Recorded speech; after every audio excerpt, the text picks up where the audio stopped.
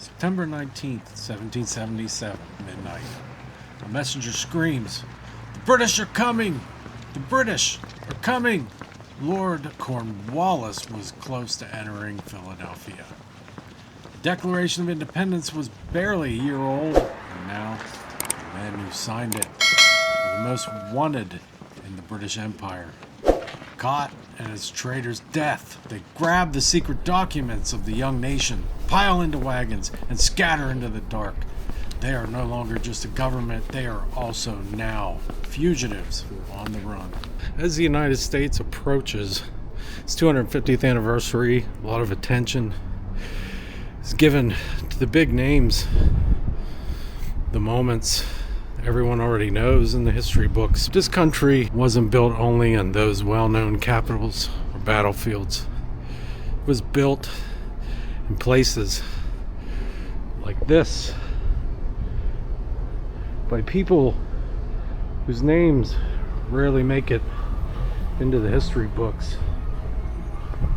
but whose lives, work, and choices shaped the land we stand on today. This is America 250. A journey into the overlooked stories that helped to build a nation.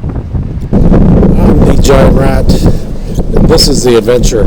For days, the Continental Congress on the run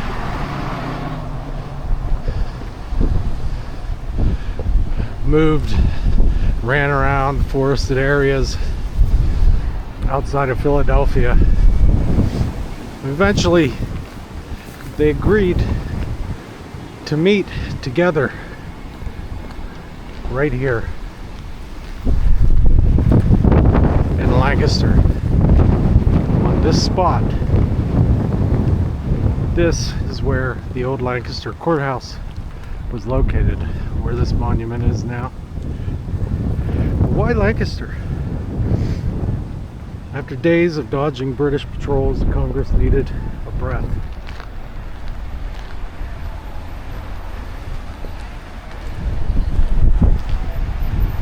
They met right here on September 27th.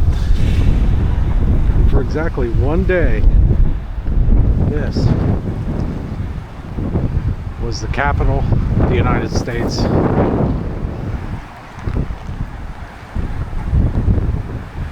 But it wasn't just a rest stop. In the chaos, we made a massive pivot. We officially appointed Ben Franklin to negotiate with France. They were essentially handing the keys to the future of the young nation to a man across the ocean while they were still running for their lives. For Lancaster, it felt too exposed. The British were too close. They needed a moat, a wall, if you will. Lancaster was safe for the night, but it wasn't enough. The British were still too close. To truly breathe, the Congress needed a barrier, and that barrier was the Susquehanna. This wasn't just a crossing, it was a strategic reset. They were heading for York, a frontier town where they hoped to find enough peace to actually be able to govern. In late September 1777, there was no bridge here, just a ferry. Imagine the scene, 14 exhausted delegates, their horses, and a heavy wagon carrying the secret archives of a nation, including the Declaration of Independence. They weren't waiting for their turn to cross these very waters in this very spot. Once they reached the western shore, they weren't just in a new county. They were behind a wall of water that the British cavalry couldn't easily breach.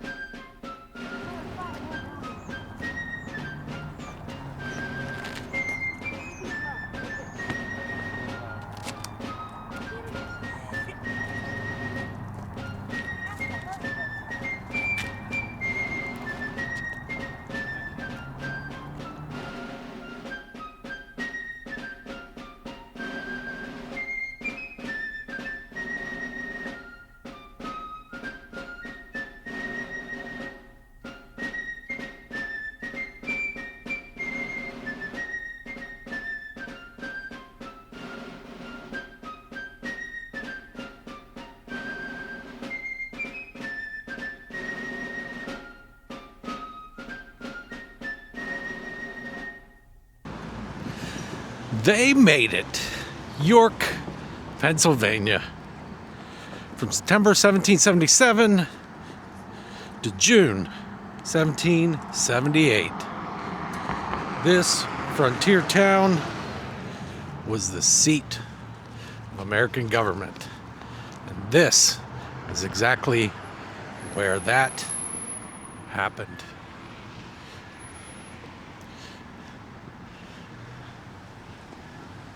This is one of the oldest buildings in the city. It shows the frontier capital reality. Delegates were sleeping in taverns and local homes, far cry from the fancy halls of Philadelphia. They didn't just hide here, they built foundation. Right here, Congress adopted the Articles of Confederation, a massive moment in America 250, because it was in this document, drafted in this town, the phrase the United States of America was used for the very first time. And the world was starting to notice.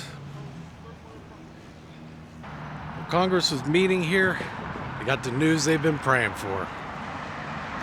Benjamin Franklin had secured a formal alliance with France. Their trust, their faith in him was proven justified. On May 4th, 1778, right here in York, Continental Congress ratified the treaties with France. It wasn't just a rebel skirmish anymore. With the stroke of a pen, right here in York, we became a globally recognized nation with the world's most powerful navy at our back.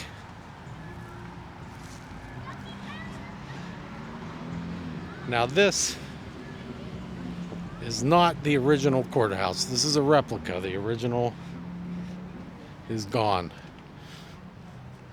But this is the exact location where it stood. And as far as history goes, that's really what matters.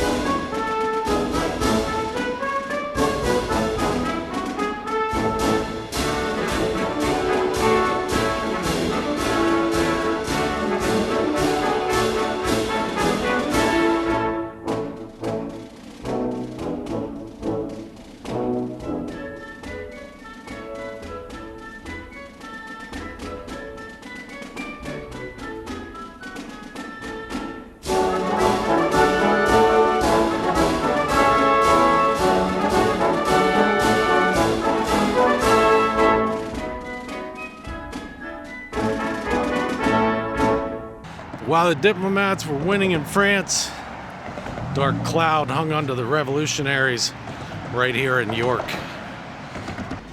Inside these buildings, specifically the home of General Horatio Gates, the plot began to simmer. We know it today as the Conway Cabal.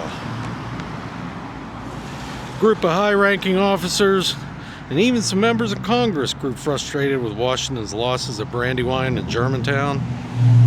They whispered that Gates, the hero of Saratoga, should replace him. It's a famous story here.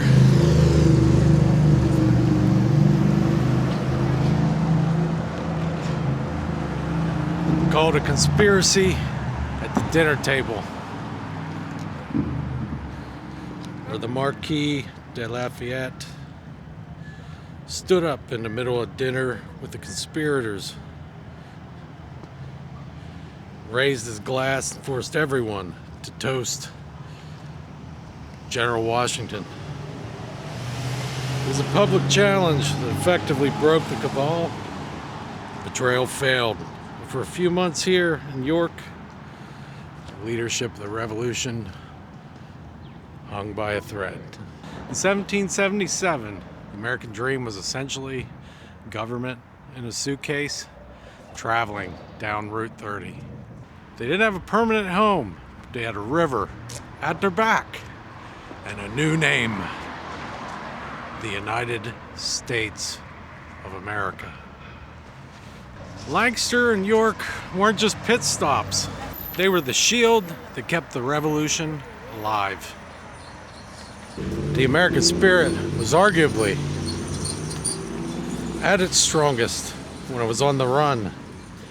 Lancaster gave them a place to sleep. The Susquehanna gave them a place to hide. In York, well, that gave them a place to become a nation and face down their internal demons.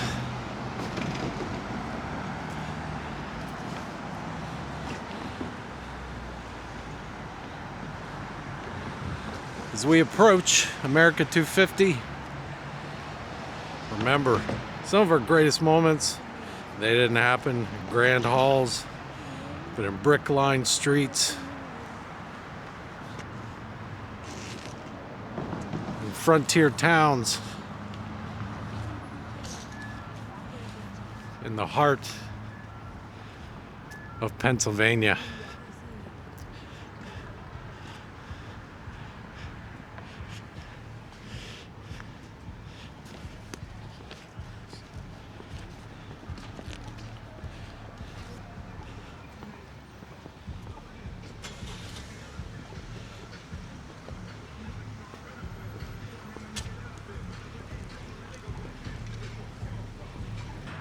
I'm the Giant Rat, and this was the adventure. This was the second episode in our series as we explore 250 years of the United States of America from the standpoint of the people, places, and events that didn't necessarily make the history books. Now touch some grass or a churro. Join me in about a month as we explore the next chapter. Thanks for coming along. York has really done a great job preserving their history, rebuilding their history where it was lost,